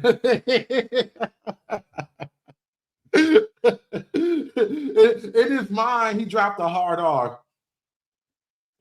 Carmen, in his mind, he was like, "Yeah, okay, nigga." I'm telling you. The nigga, he didn't even know he had racism in him until that very moment. It was like he would have said it, but he was too trained against it. But he thought it suddenly. He was ashamed of it too. It's crazy. It's crazy. But you know what? I'm about to wrap this one up. About to get up out of here. No bullying. No, we're not going to have a panel about this subject matter. This show was already risque enough, and I'm still in trouble with the YouTube monetization people. You know, these niggas didn't want to monetize my other channel. First, they told me it was some fake-ass hate speech going on. Then I went to reapply for it because the 3 months had passed. So I went to reapply. Then they told me I'm stealing content. Like, do I steal content, guys? I need to ask. You know, now that I got a bunch of people, actually half of y'all left already, but now that we got some people in here, let me ask this group of people: would you consider what I do on the internet content stealing? Because that's literally what I got accused of. They said I'd be using like reused content. I'm like, dude, this is a reaction channel. I think at best that's what you would categorize what I do here. I play a lot of clips, but then I give a ton of commentary. And it's like my own unique, dare I say, comedic commentary. You know what I mean? Like I try to go for the funny more so than just, you know, the painful. But like these niggas tell me I be reusing content. That's how I know the YouTube rules are just fake, bro. They like you try your best to stay in the guidelines and they hit you with some left field bullshit. And then literally, if it's not one thing, it's the other. It's like, first of all, the bullying hate speech thing was crazy. Like, I don't even use that much profanity. I try to use, you know, opaque and language that hasn't been tracked by the monitors yet. Yeah, American man. If I took the gay route, if I got a diva tattoo, y'all want me to cam up and show my diva tattoo? I should get the one tattoo I got on my body. I should get it covered up and just have it, you know, replace it with diva, right? And cam up. That should be my cam up debut. That's how you get monetized, right?